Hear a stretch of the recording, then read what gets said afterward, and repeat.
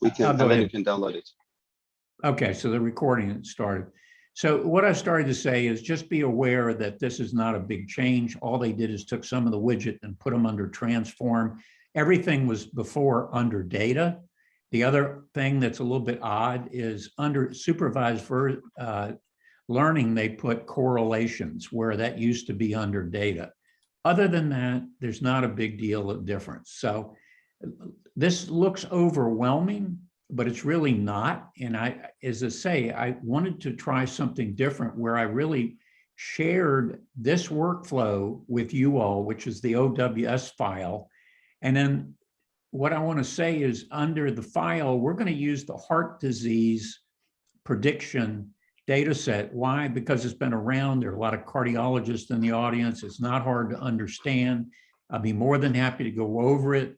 And then so here you can see we're trying to predict the target is predicting heart disease, yes or no. The rest of these are features.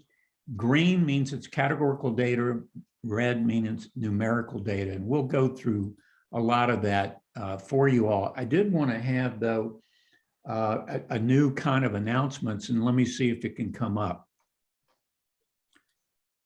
I gave you all a informal PDF on Orange, how to use it and so forth. Well, I kind of felt like it was worthwhile. Therefore, I turned that into a much more formal book. Here's chapter 4 on modeling, for instance, where you now have learning objectives, chapter summary. Everything is cited with references. The red simply means I just added it. It hasn't been looked at by anybody else, but these are new features. So what I'm thinking is I'd be more than happy to share this with all of you all with the hopes that I could get some valuable input. You know, this made sense, thank you. This didn't make sense. You know, consider adding this, whatever. So I think what I'll do is go ahead and send that to you all. I put it in maybe WhatsApp, be the easiest. Thanks so much, Bob. Zidane, what do you think? Thank you. I can upload it and then share it as well, if Okay. you'd like. But I think that's what I'll do. And then that being said, you all should go back and look at chapter 2, which is all about data. You know, we've been focusing on the orange widgets, but we need to also go over the different concepts. And then chapter 3 is data visualization, which is all this on the left, which we'll go over here in a second.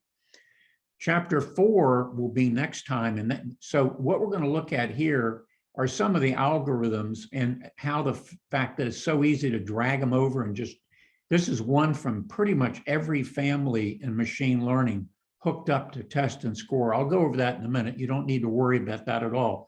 So what we're doing is we're taking this data set, and by the way, just let me open up again. It's one of the default data sets already loaded. So it's already in there. You just put heart disease tab and it loads automatically. You don't have to do anything else. So that being said, let's look at some of the visualization options in Orange. I think they're fairly basic, but frankly, I think this is all the average person needs. More than this probably is just confusing.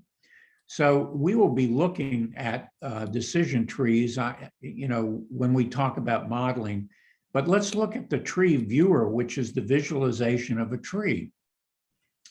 So here, and I need to say that on purpose, I pruned this tree down to 3 levels so it fits. If you put more than that, let's put 5 levels. It's hard to manage and visualize, okay? So that's the only reason to go to 3 levels so you can see it and it's easier to see. And you can make it wider, more narrow, you can zoom in, you can do a whole ton of stuff. But the point is, let me try to go over this, that Orange looked at this heart disease prediction data set, and it said the thallium test was the most significant, and it opted to split on that first. So that's what you're visualizing. Thallium is a type of heart scan you have when you get a treadmill test, And there are really three choices. It's normal, or there's a reversible defect, meaning there's a part of the heart that disappears, and when you rest, it reappears, which usually suggests your blood supply is not as good as it ought to be, and it comes back, or a fixed defect, which usually means an old heart attack. So those are the three thallium choices. But so here you go. So there's 303 patients, and basically you look at this split that 37 were normal and 101 were abnormal. Notice the coloring here. Red indicates heart disease. As you get more pale, it's less heart disease. So when you create a tree, which you can do for any data set, you can split things and you can say, well, I wonder what the algorithm thought was important and what was next important. Major vessels colored is a little bit confusing. That's really the number of coronary arteries with calcification. As you age, arteries get calcium in them, not a good thing. Arteriosclerosis means there's hardening of the arteries and calcium. It ain't a perfect test though, because look at this little diagram here.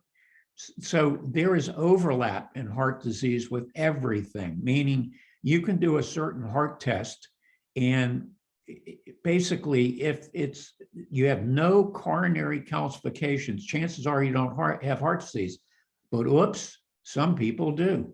Remember, all these people had cardiac catheterization. If they had more than 50% blockage, they were labeled as having heart disease. Less than that, they were said not to. That is not a perfect designation, but it's good enough for teaching purposes. And it does mirror, though, the thought that there is no one perfect cardiac test. So you're going to have false positives, false negatives. There's going to be overlap. But the point of this tree is you're going to start with branching on thallium. Then you're going to look at this. And then, so major vessels colored, look down here, less than or equal to 0. Well, it makes sense that most of these people with no coronary calcifications are going to be blue, meaning no heart disease. With heart disease, or excuse me, calcium greater than 0, it's more likely, and it's about 50-50. And we'll break that down further in some of the visualizations. But I hope this makes good sense that this is how a tree works.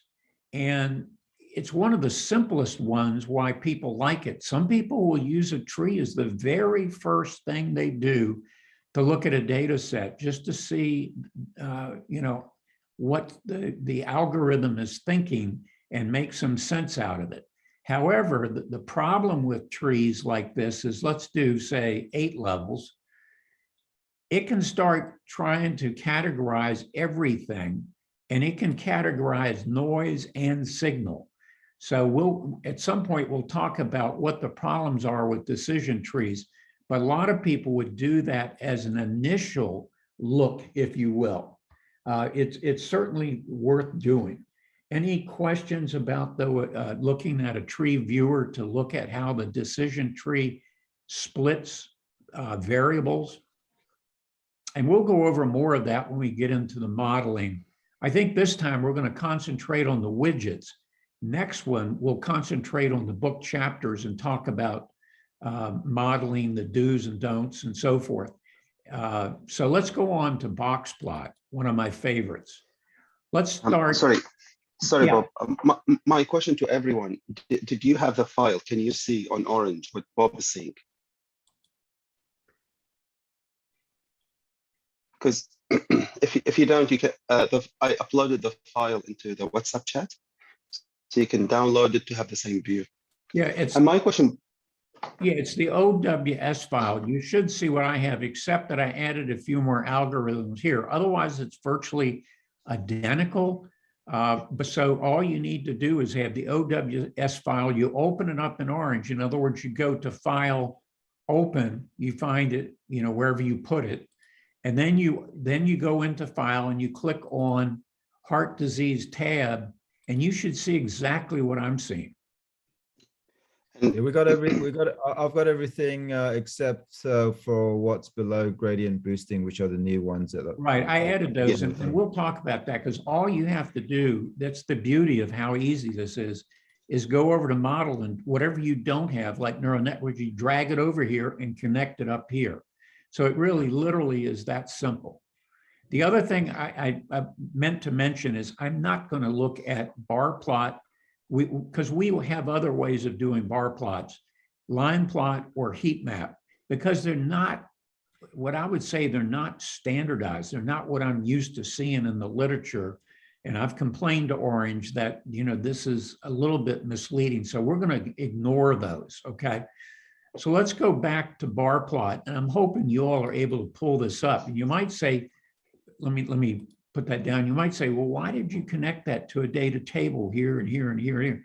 And the reason is, we'll see in a second, is that you can select things, we'll get to that in a second. You can select aspects of these charts and send it to the data table. Like, let's say you look at, for instance, women with heart disease, and you're interested in that. You can click on that in a chart and it'll go to the data table. And now you've got just women with heart disease. And we'll demonstrate that in a second. All right, let's start with an easy one. Let's take a numerical cholesterol, and it's the subgroup. We're going to look at diameter narrowing is, again, a bad term. It just means, in this case, they had cardiac catheterization. Do they have over 50% narrowing of a coronary artery? If they do, they're labeled as 1. If they don't, they're labeled as 0. So the question is the cholesterol any different between people without heart disease and people with heart disease? Well, nice thing about it is they go ahead and give you a p-value. The answer is it ain't different. So that's just an example. Let's look at some other things. Let's look at maximum heart rate. How high did their heart go on a treadmill with heart disease and without heart disease? No surprise, the people without heart disease had a heart rate of 158, the ones with heart disease 139. They may have had to stop because of chest pain.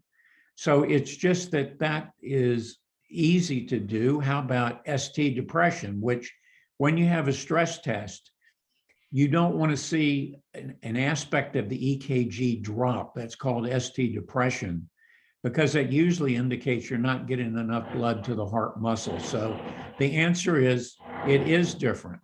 You look at here it is the mean of 587 versus 574, the P is significant.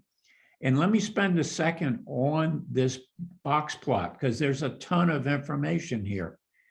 If you look at the blue here, this is the lower 25%, the upper 75%. If you subtract this from this, you have the interquartile range, and we'll explain soon why that's important. And also you get the mean and the median. Remember, if the mean and the median should be very close. If they're not, then the answer is you've got some skewed data. It's not well distributed when they're different. Remember, the median is the middle of the data. The mean is the total number of data points divided, or the sum of the data points divided by the number of data points. But you also have the minimum, which is this tiny little thing over here. It should be called a whisker, but it's so small it doesn't look like a whisker. That's the minimum. Way over here is the maximum. And in fact, I know already, and we'll see this on other graphs, that there's a lady out there with a cholesterol of 570 something. That's an outlier. She's way over here.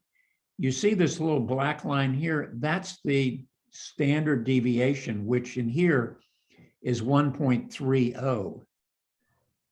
And actually, we're still, I apologize, because when I said that, let's go back to cholesterol. The one over here, that's the lady at 570 something with cholesterol, okay? But anyway, going back over this, so this gives you the range. You get the mean, the median, the minimum, the maximum, and you get the standard deviation above and below. So this is all on cholesterol, but so the take-home point here is in this study, the cholesterol is the same whether you had heart disease, yes or no. But again, I would argue that whenever you have a new data set, you should look at every one of these and say, I'm looking for interesting relationships, correlation, outliers, missing data. I'm interested in all of that. So you would go over basically all of these. So this is, again, looking at age. So you're looking at, if you have no heart disease, 52, with heart disease, 56, that's statistically significant. So, that's an example of how you can, if you were trying to summarize the data, this would be a valuable way to do it. Now, one thing that Orange does, which is a little bit different, is again, normally for a box plot, you're looking at numerical data, but watch what happens when we look at categorical data, which is in a category. In other words, chest pain is categorized into asymptomatic, atypical angina, non-anginal, and typical angina. And so here, though, it outlines it so you can see it, and it uses a chi-square, which again is explained well in the book, but here's how I would explain chi-square as a matter of, is the expected proportion what is actual or not? Is it the same? If it's the same, the p-value will not be significant. A good example of that, the one I use in the book, is let's say men, if you're talking about men, 10% are left-handed, 90% are right-handed. Well, then you would expect women to be 90 and 10 also, right? Well, you put that in a table and you look at the proportions and you calculate the chi-square, and we don't need to get into the math. There's calculators that'll do that for you. You see if the expected and the actual are different. If you look at this, you can tell for people with, but here's a really kind of a funny finding of this study. So it's no surprise that the people who had normal cardiac catheterization, most of them were asymptomatic. But look at the people with heart disease, even a higher percent were asymptomatic. So without having the original study, I can't respond to that. I'm not quite sure why that is. In fact, it looks like more people without heart disease had typical angina than people with heart disease. So that, for instance, if I was a cardiologist, I would want to pull the study and figure out what is going on here. This is counterintuitive. Some of the other stuff, as I say, is pretty, like we can look at resting blood pressure, for instance, and say, yep, it's significant. So people with heart disease, one, have a higher blood pressure than people without. So you can, again, go through every one of these. You can start with diameter narrowing people with and without heart disease, and it tells you, look how quick that, tells you that there are 164 in this study with no heart disease and 139 with. And so for each one of these, you can do that. But you can also, rather than focus on, each subgroup that I was interested in is the presence or absence of heart disease, but I could do gender. I could break some of the same stuff down on another categorical. We could do thallium based on men and women. Here are females versus males. So here, again, another way to mine this data where you say, okay, there's more men with a reversible defect, which is usually abnormal on that ad. But notice in normal people, they still, a few of them have reversible defect. Is that spasm of the coronary artery? I don't know. But this is a great way to mine down and get more information from a typical data set. And that's the whole point of this, is to make people more data literate, to not be afraid of the data set, and to take it and just get your hands dirty with the data set and look at each one of these and put your clinician, not everybody in listening is a clinician, but basically you want to look at all these and ask questions like, was the type of chest pain helpful in differentiating heart disease? What's gender helpful in differentiating heart disease? Age, you name it. And pretty soon we're going to create a predictive model and figure out what really was important in predicting heart disease. but not today. When we talk about models, we actually will do that. We'll create a model and decide what worked and what was the best algorithm. All right, any questions? Let me stop with box plot. Any questions about box plot? Because I consider a work engine. And let me see if we can go in here. Let's look at reversible. This should click. I don't know if it did it. I can't tell if it's highlighted. So that's reversible defects in females. Let me see if that was transmitted. Yeah. So it didn't highlight, but so you clicked on it to select it.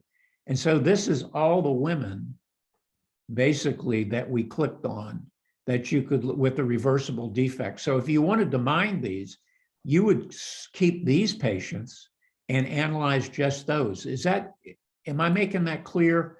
Where you select something in almost any of these, you see something interesting, you click on it, send it to a data table to study it. And then as we mentioned before, when you go up to the data thing, see the saved data? Now you save it as a brand new data file, as a CSV. So that's a very slick way to take a subgroup or cohort out of here. Again, because you may be interested only in one group of patients. And then you can it's an easy way to separate them out. If there's no, let me see, let me look in the chat what I'm seeing. Well, I think when you click on a subcategory in the box plot, it does carry over to the data table. Yeah, it does. It's some of the other ones are more obvious. And we'll pick. Question? All right, let me just go over the violin plot quickly. That's another one that traditionally you use for numerical data. Here again, we're looking at cholesterol. This is by gender, but look by heart disease. And so this just gives you a different viewpoint, and you have other things you can select. For instance, down at the bottom, display box plot. So in the center of this violin plot, here's the box plot buried in it, kind of cool. And then you can also do strip plot. Now, let me uncheck it. That just puts all the data points. So look up here, you see some probable outliers. It's just a nice way to visualize. And then you can look at, this kind of gives you the distribution. In other words, this is 200 and call it 240. Most of the people without heart disease averaged around there. Not a whole lot different, maybe a little higher here. It's just another way to view it. But, and again, remember, if you go down to here, save, see if it'll come up. I hope it'll do it. There you go. You can save this image if you're doing a lecture or whatever. You can save it as a PDF, or I'm not sure what you use SVG for. It's another image, I believe, or a PNG. So that's, and you can annotate it. So anyway, that's a convenient option, but I'm not going to say anything further about violin plot. Not used a whole lot, but kind of a pleasant looking one. All right, distributions.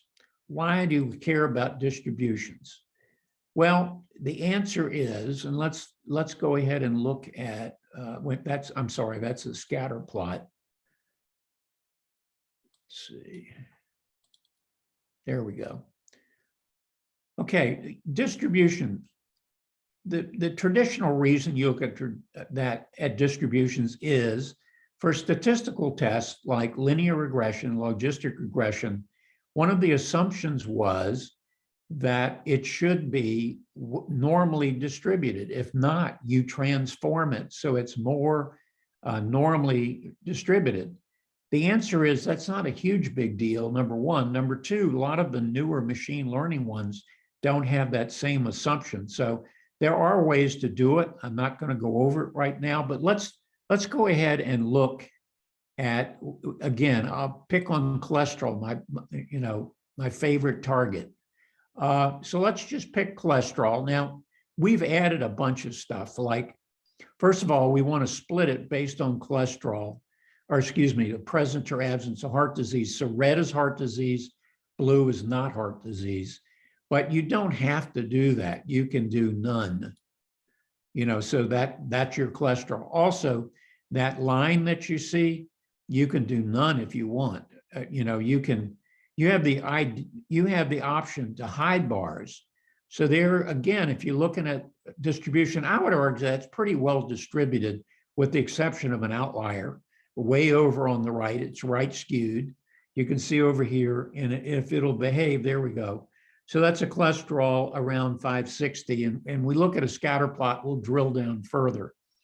And I suspect that you can click on that and send that to the data table, that one patient, that poor 60-year-old lady. But so you can look, let's just look at cholesterol. So you can do this. You can split it based on the presence or absence of heart disease. So it's nice color. You see the dual line. Again, you can click any of these. If for some reason you were, I think Zaidam will get a kick out of this. Nobody ever talks about a low cholesterol. Is that abnormal? What happens if you mine all the people with abnormally low cholesterols? Will that yield anything? I don't know. I'm sure something's been written about that, but all you have to do is click on that, send it to the data table. So again, the normal features is to look at the distribution. And again, you can throw the stacked in there so that you basically see that. And you also can set bin width. Let me click on that because it does, let me see.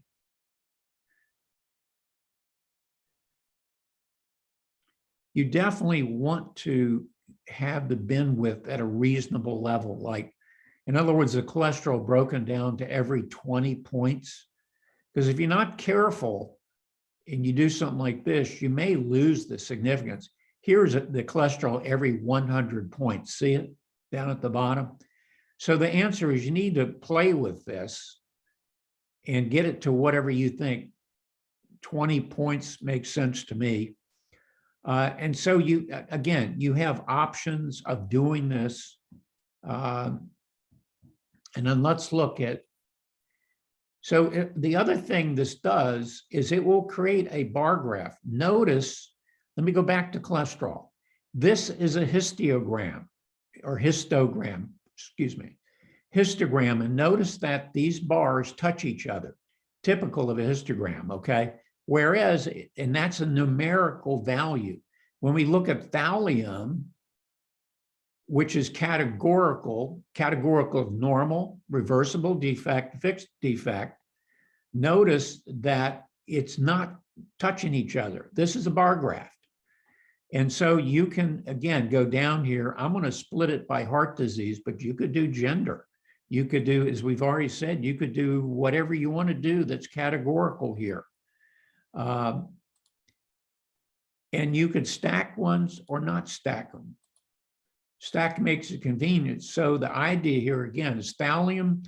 Most thallium stress tests in normal people are normal. But notice this big red block up here.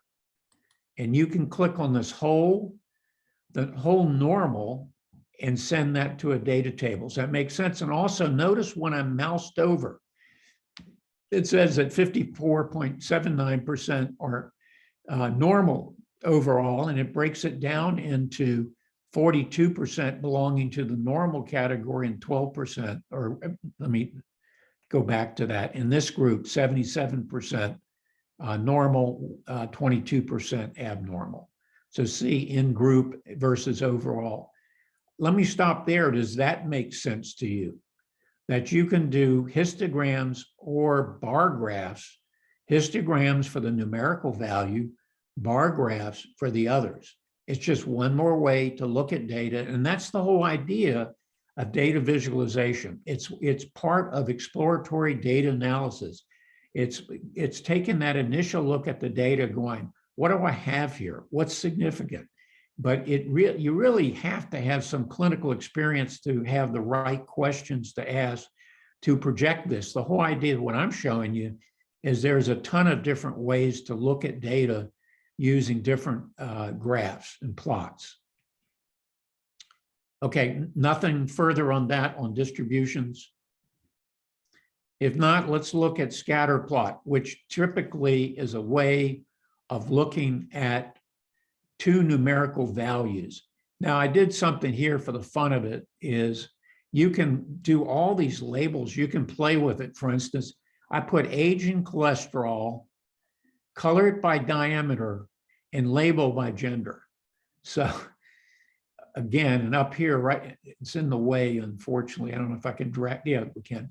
See the female up here? Can you all see that at the top? So there, notice you mouse over, and it says, again, that poor 67-year-old lady with the high cholesterol, but it tells you all her other predictors. You'll know that when you send it to a data table, but it's really kind of neat that you can select it. But let's get rid of the gender for a minute, no labels.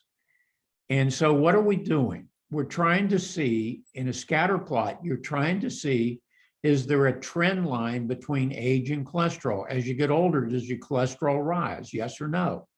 Well, the answer is there is, the R value or correlation is 0.25. It does go up over time. And again, down here, the lines are colored by presence of heart disease, absence of heart disease. The curve is stronger for those without heart disease than with heart disease. But again, without knowing more about the research study, I can't comment. Were any of these patients on drugs to lower cholesterol? I simply don't know. I've tried hard to get some of the original study. This one, by the way, is from the Cleveland Clinic, but some of the same study, it was an international collaborative. Some were from Switzerland and some other places. So this one, to my knowledge, is the Cleveland Clinic. So anyway, this gives you an idea of correlation, you know, that in trends that over time, cholesterol goes up. How about, let's do systolic blood pressure. Yep, no surprise. We know as people get older, the arteries stiffen and the systolic blood pressure goes up. But you, again, can label this by gender and see what you have. So here, for instance, is a lady with heart disease who has the highest resting systolic blood pressure. Any questions about scatter plot? Because keep in mind, as you first look at data, you might want to say, I want to look for relationships. I want to see what's related to what. And you can try to put stuff in there. See, the problem is using this X and Y axis, it's got to be numerical. So age and heart rate, you know, I think is a no-brainer. As you get older, your maximum heart rate on a treadmill drops. No surprise. So that's a negative 0.52 correlation. Does that make sense? So even in healthy people, as they get older, their heart rate on a treadmill is not as great. That to me is intuitive. Could I ask a question, Bob? Okay, questions on that one? Yeah, so with these exploratory approaches, passing yourself through the different modalities of visualization and drilling down into what might or might not be significant as you tweak things, I mean, and then you progress towards the algorithms that you create. Is this something that you do? I'm just imagining, and then you jot down what isn't significant, and then it plays into your feature engineering later in terms of what you tweak with your algorithm. Yeah. Or yeah, you should have a. I mean, you have you know, domain expertise overarching, but then if you have statistical infused domain expertise, then you might push that into your feature engineering with a more surgical precision. Yeah, exactly right. And remember, we have other widgets that we did last time, like the rank widget that would rank the variables of what seemed to be the most related to the outcome. In other words, what correlated best with heart disease, and that ranked it. So you definitely would use those, and you would create a model starting with everything probably, and then eventually you would start tweaking the model and say, well, For instance, in this model, by the way, if you go up here, let's go back to file. The one that strangely enough is of no value, which I don't understand. Fasting blood sugar basically is kind of normal or not normal. Normally, diabetes, like smoking, is a strong risk factor for heart disease. I can't tell you why in here it wasn't. If you take this variable out, and let me show you how you do that. You just put skip. That's one way. You can just skip it and it won't be in the model, okay? Or more typical, you would use that select columns, which we did last time, and you just take it out of the model.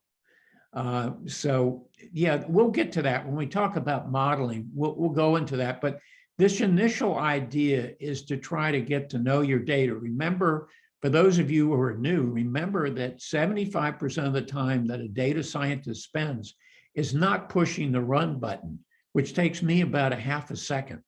It's this. It's doing the what I call data janitorial work. Others call it data curation. That sounds better. It's just understanding your data, getting rid of missing data, dealing with outliers, standardizing data. Because again, remember, in a typical medical data set, you think all males are labeled M-A-L-E? No. Capital M, small m, a bunch of different things. So you have to standardize the data. You have to spend a lot of time cleaning it and analyzing it. But visualization is definitely an important initial step. Now, let me go to pie chart, which they hide, by the way, in the educational section. And the reason, I didn't see this until today, by the way. Look at this. The aim of this widget is to demonstrate that pie charts are a terrible visualization. Please don't use it for any other purpose. I thought that was really funny. I don't think I agree with that. I think if you have certain simple concepts, and I think, let's see, explode pies opens it. I think there are times when a pie chart is okay, but pie charts have fallen out of favor.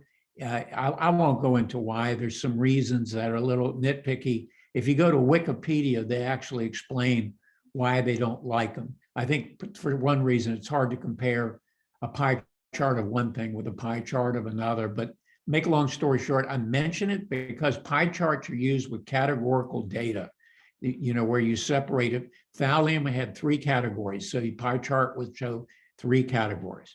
That's it in a nutshell. All right, so let's go to 2 that I almost never use, but they're worth mentioning. The mosaic. So notice up here, major vessels colored. And let me digress for a minute about that. They call that numerical because it is labeled, say, 0 to, I think, like 3 calcified arteries. But is that numerical? Because you can have 1.5. Notice it says 0.5 to 1.5. You really can have 1.5 calcified arteries. So the question is that really categorical? It probably is, or even better, is ordinal data. Ordinal data would mean that there's a logical order to it, like small, medium, and large.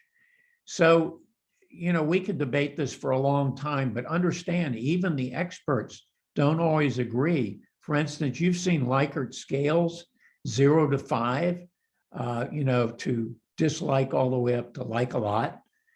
The experts don't totally agree on what category, but it's so easy to change it, to go into there and experiment. You can change it to categorical and run it again. We'll keep it numerical because it does go from 0 to roughly 3, but I have a feeling it's really should be categorical. But anyway, I digress.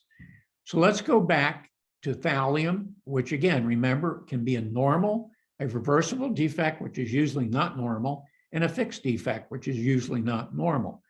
But let's do it based on looking at the vessels that are calcified. They call it colored. I wish they didn't. Calcified vessels all the way to basically 0, less than 0.5, all the way up to greater than 2.5. We know that if you have lots of calcified vessels, you probably have heart disease.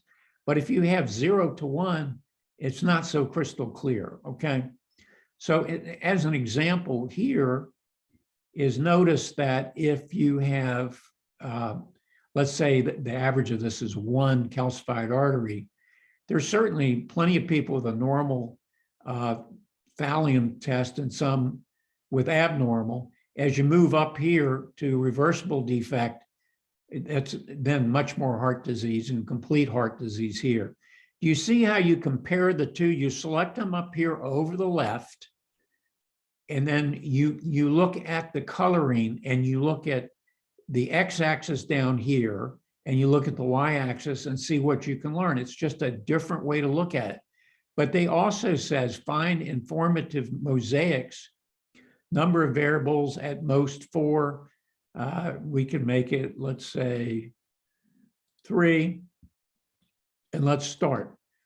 So what is it doing? It's finding combinations for you. That's just so you don't have to do it.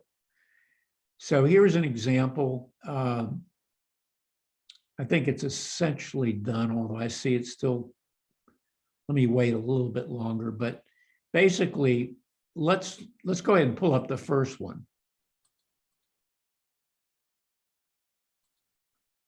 So this is on the y-axis is the vessels that are calcified. On the x-axis is exercise-induced angina, yes or no. So 1 means they had exercise-induced angina. This is pretty busy. I mean, this is not easy to look at. But the point is you can mix and match these and visualize in a bunch of different ways, and you may find a mosaic you like and think it's better than, you know, the bar graph, or better than the scatter plot, or better than one of the others. I'm simply trying to show you that this is one other option. I've not used that very often, to be perfectly honest. And the same would be true of the sieve diagram. But let me go back for a second here, other than to say, as I've said before, is you can say, well, I'm only interested in this category, people with no exercised angina, and they had 1 calcified artery. Okay, then you go to the data table, and here they are. Does that make sense? So you can, again, you can dive down and look at subcategories or subgroups that way. All right, the sieve diagram. Kind of similar in the sense that this is thallium, ST by exercise. Blue means no heart disease, red means heart disease. And when you see a bunch of little squares here, that means there's more patients. Fewer squares, fewer patients. And this is how it breaks down. It's fairly intuitive. I don't know that it adds any more than the mosaic, but I think it's worth mentioning that it's there. And notice the chi-square again.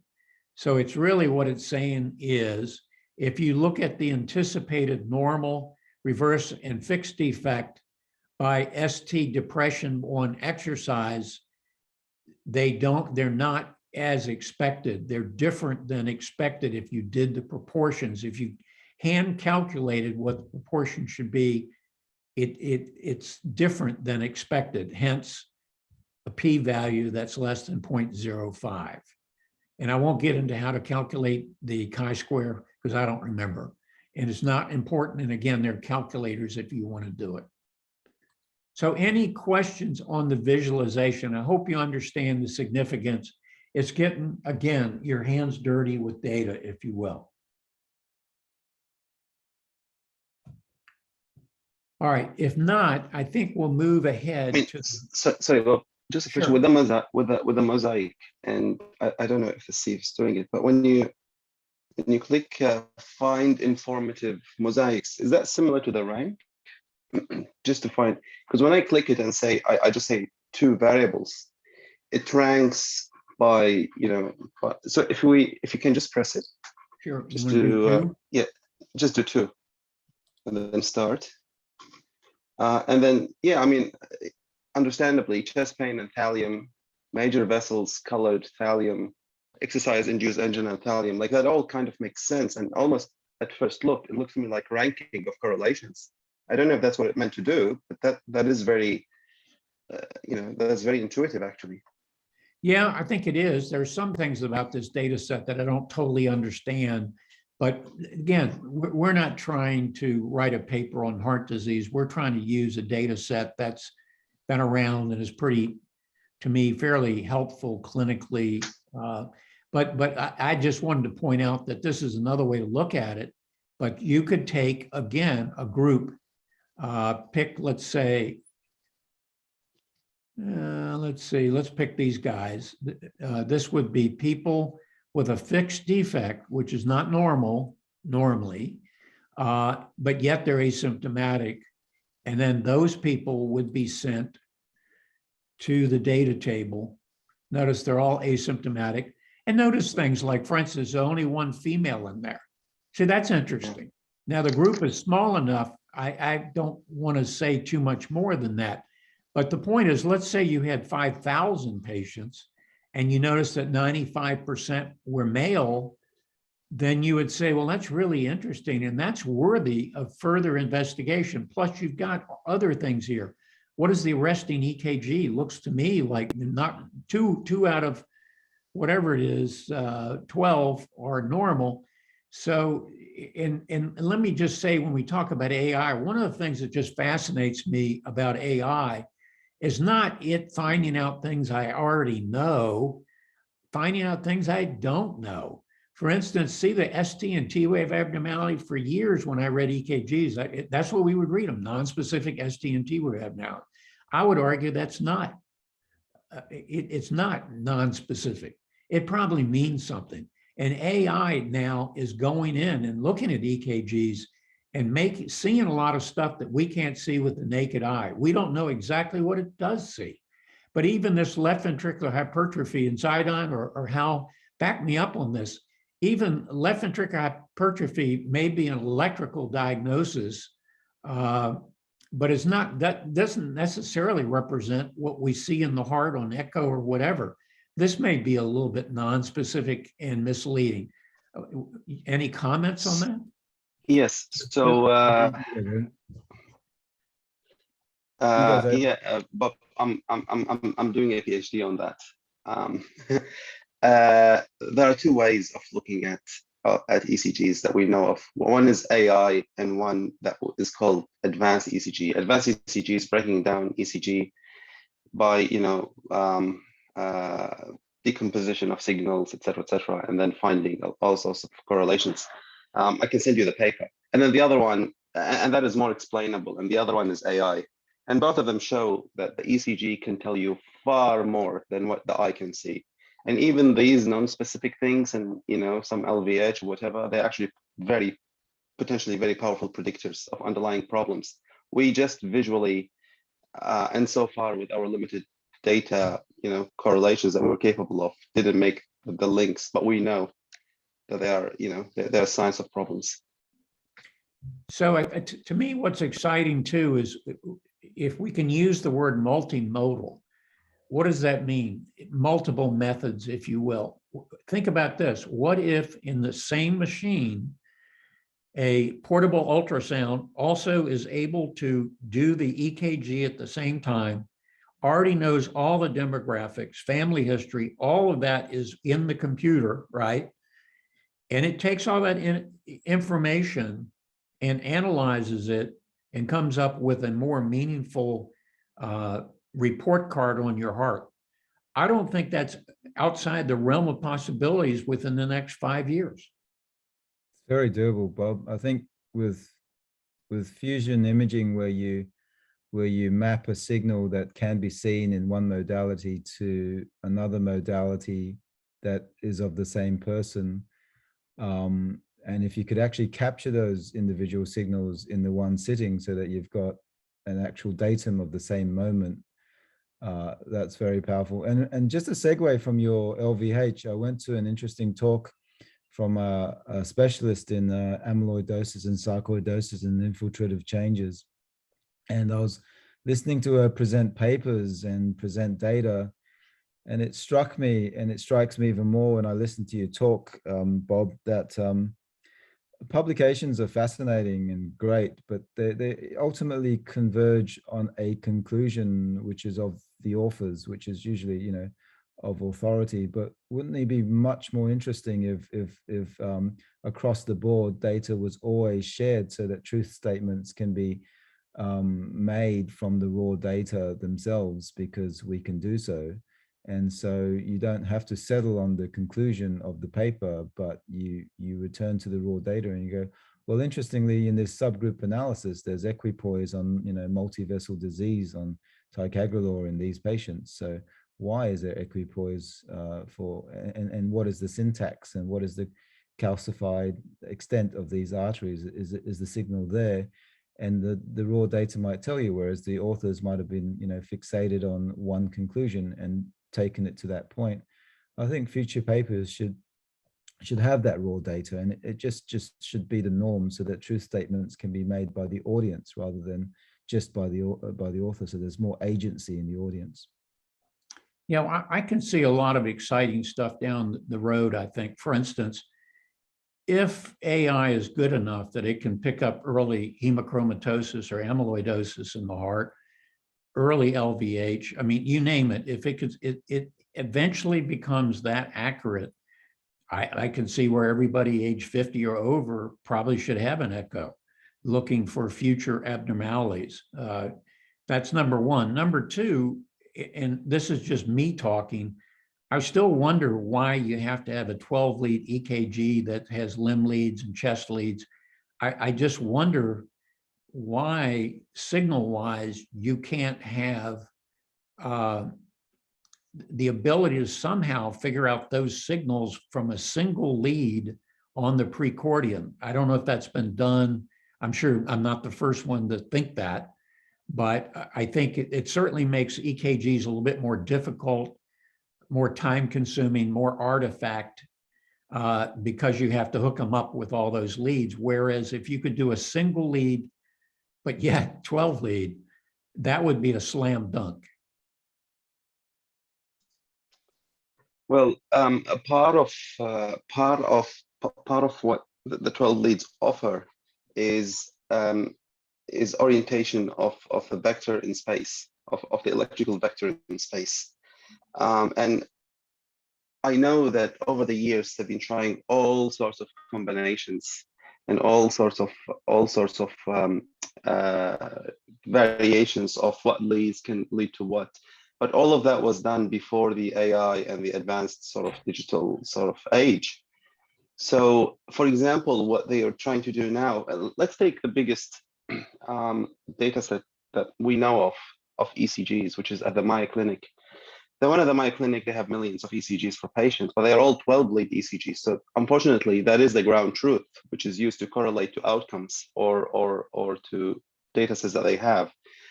And when they try to, and I know this for a fact, when they try to get a single lead or two leads and extrapolate the others via GANs or via any other methods, it does not offer any extra information. But it's not clear if extra leads can offer extra information versus one or two or three leads. And I think that's one of the questions I'm trying to find out with my PhD, because we're extracting 12 leads from an Apple Watch, essentially, by doing serial measurements of, by trying to reproduce 12 leads by variable. And one of the things I think I'll be looking at is whether 1 versus 2 versus 5 versus 6 leads makes a difference versus the 12 leads. But the 12 leads has been the convention, and that's what has been used to train all the models, the AI models so far. So unless we start creating new data sets using 1 or 2 or 3 leads, it's impossible really to tell, I think, at this point in time. Right. No, well, thanks. And I just think that, again, in the future, we may be doing things differently when we become smarter and AI helps. I think it will be interesting. Absolutely. Now, for the new people, let me comment again. If you go to data, let's say we're not going to load our own data. Instead, we're going to see what's already available in Orange. So we open up data sets, and I think, there we go. There are 65 data sets already preloaded. All you have to do is click on it and it loads. I just think it's important. Like what's up here is a breast cancer data set. That's what you see, the little green icon. And then down below, it tells you where it came from and some, background. So there's lots of data sets to play with. The heart disease is in here, the famous Titanic, the iris data set. A lot of these are kind of old and a little, tired, if you will. And that's why I have a lot of newer data sets in the textbook.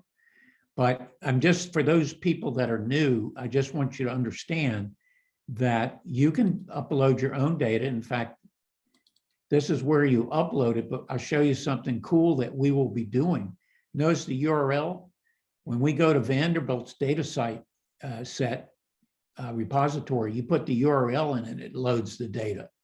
So you don't even have to download it, then upload it. It does it directly. So that's pretty cool. So anyway, again, a few of you didn't have the advantage of the first, session. So I'm just mentioning that. We're going to beat up on the heart disease data set for a while longer, but we will move on to many other medical data sets. Okay. Now, my plan for the rest of this session is not to go into modeling in depth. We'll do that next time. This was to show you that you have tons of families of algorithms here. Each one of these has its merits. We'll go over each one to say, what do we like about it? What do we not like about it? But I want to make it clear that all you have to do is you go to model and drag it over and connect it. It's that simple. Can you imagine how much code you would have to write to do the same thing?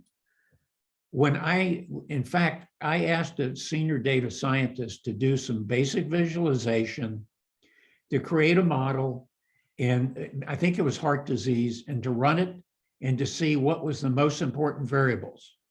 I was able to do it in under 60 seconds. It took him well over an hour and 40 or 50 lines of MATLAB and Python code.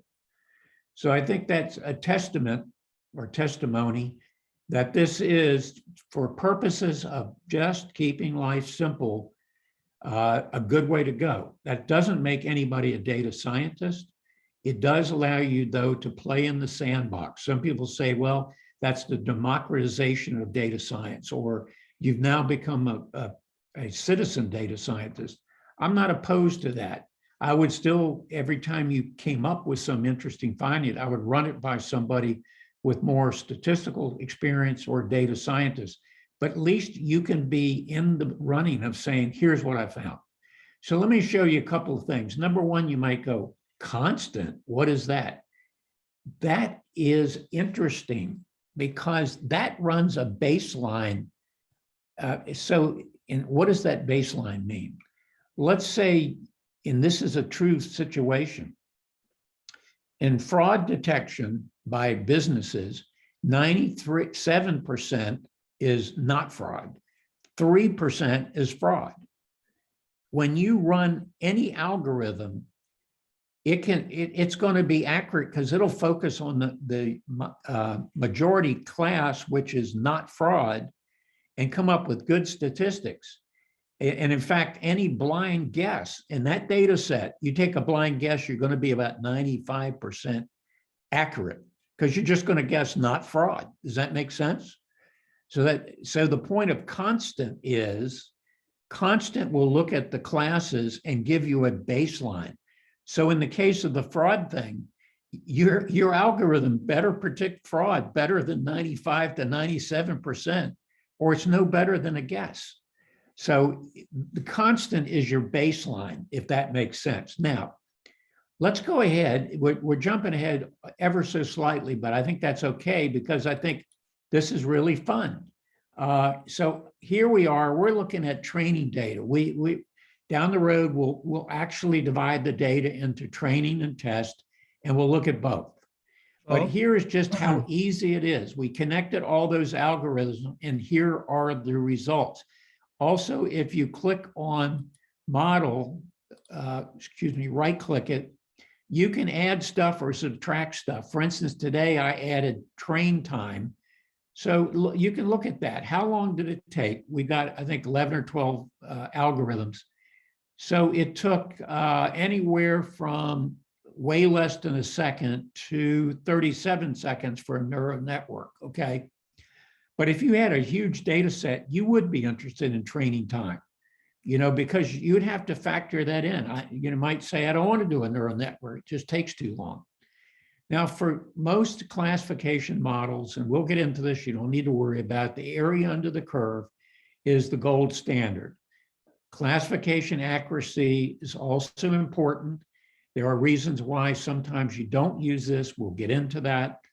F1 score is actually kind of they call it the harmonic mean between precision and recall. We'll get into all of that and specificity, but it lists all of it. Also, you can organize this. If you click on this, notice it immediately organizes ascending 0.5 all the way up to 0.90. So there's a couple of take-home points here. One of them is, so the constant that basically is saying, it's taking an educated guess basically on what is the majority, what is the minority. It's 0.5, that's a random guess. So you could guess that because roughly half had heart disease and roughly half didn't. So that's where the 0.5 came from. You'd want the AUC as close to 1 as possible. But so let's look at the algorithms that did really well. Naive Bayes, does anybody want to tell me when naive Bayes got started, the background of that, and who developed it? I think it's one of the oldest algorithms based on Bayes' theorem, isn't it? Right. And so how far back does that go? Say a couple hundred years. Yep. 1763. It was a British, not only statistician, but a Presbyterian minister.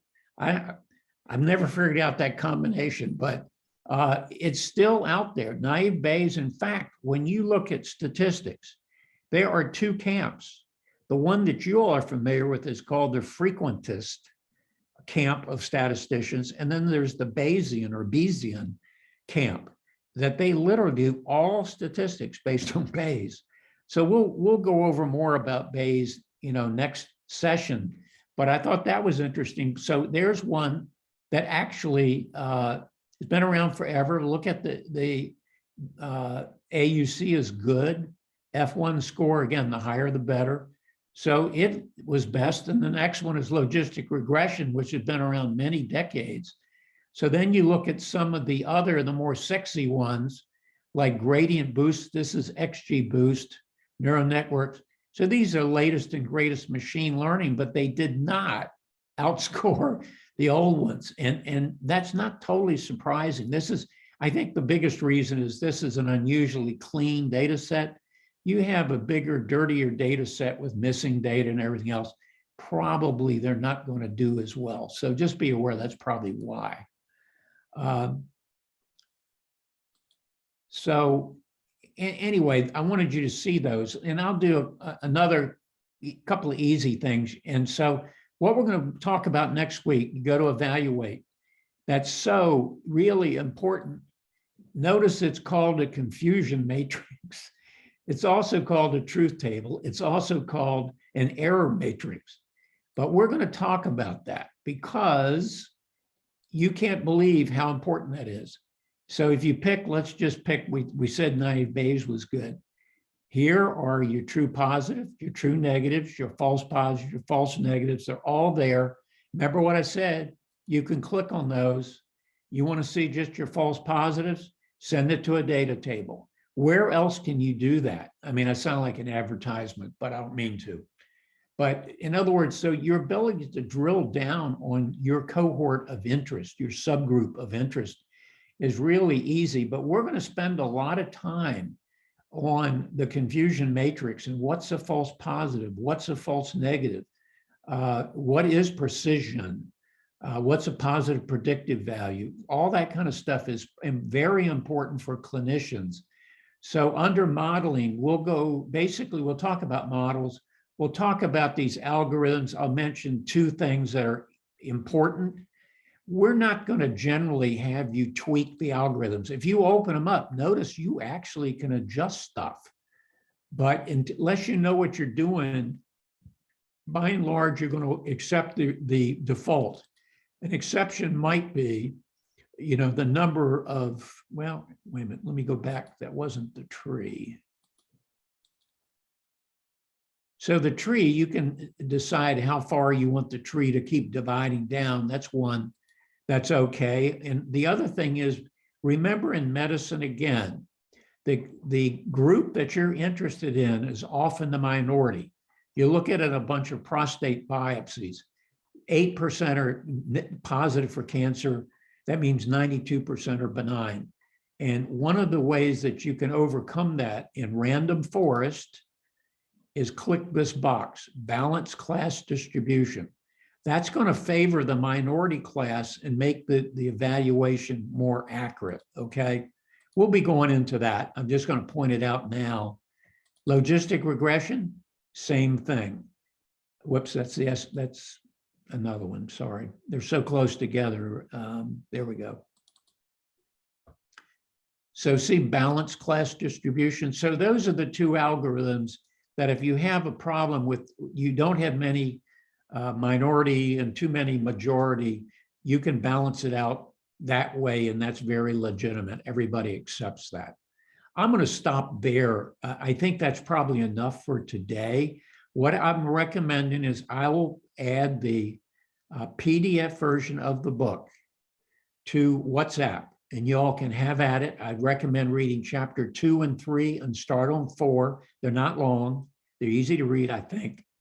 The quid pro quo is all I ask is critique, to say, I found this interesting, I found this clear, I found this unclear, or you didn't do the following, you're missing something.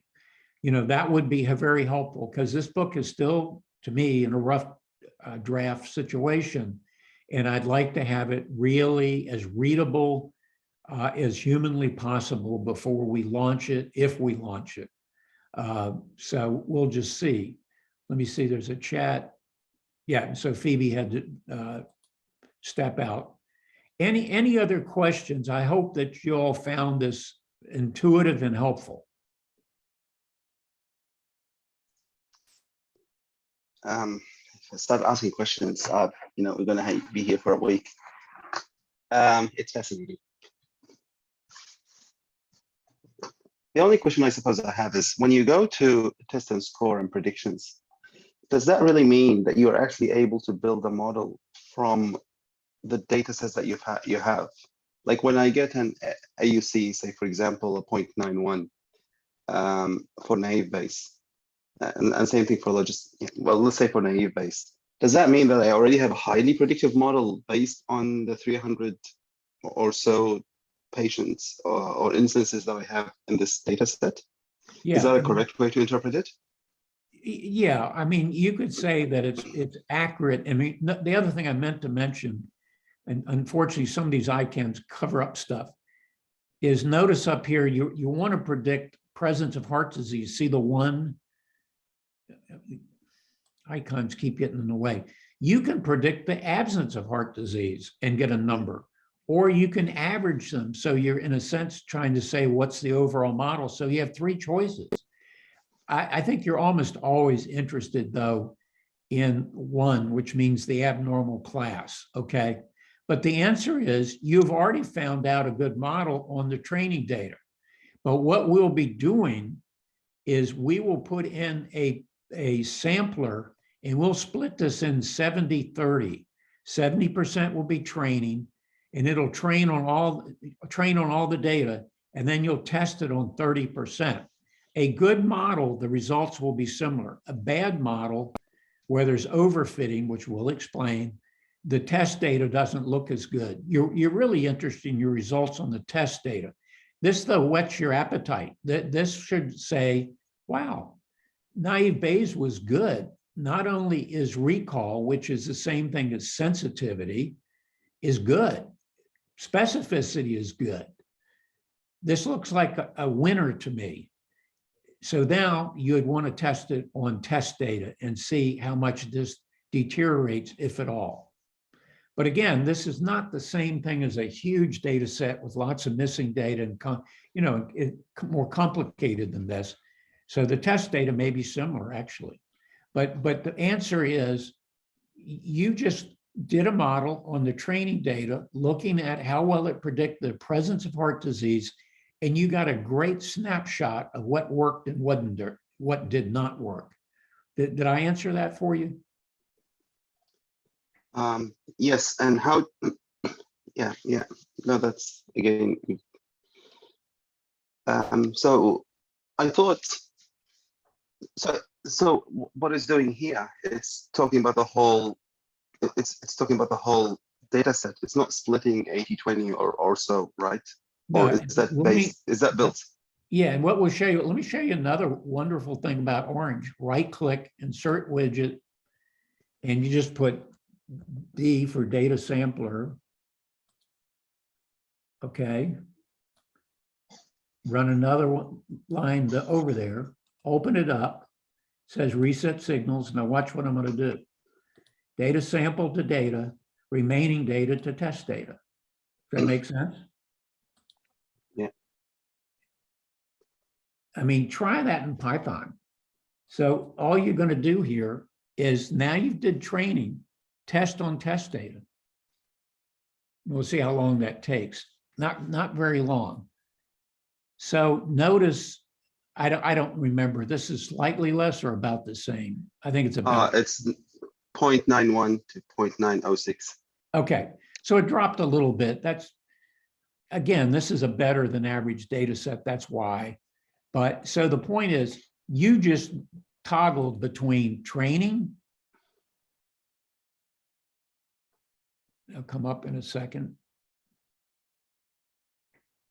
That is very interesting. Let me do this here. So that's, again, something, we'll be going over that, but I'm just trying to say, this would be a showstopper. You know, so there's your training data. Again, you would write that down. You know, again, you'd be very interested in, I don't know where. Okay, let me do that again.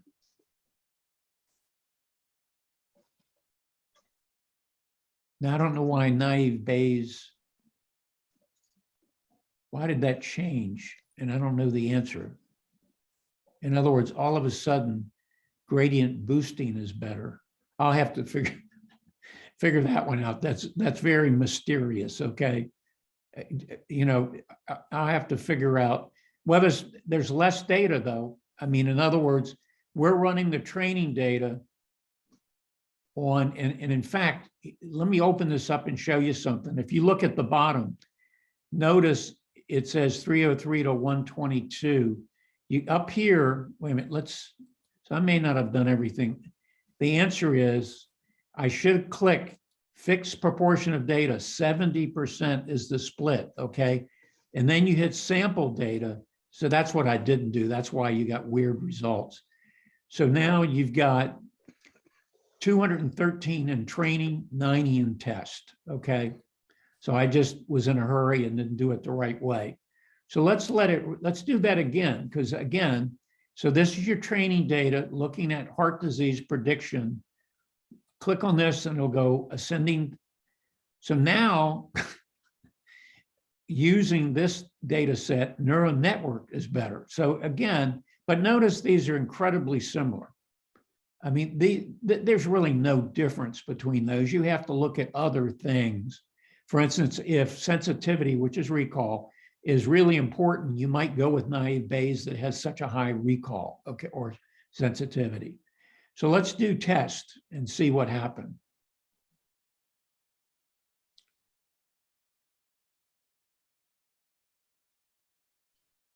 They're still all good and in the same ballpark, okay?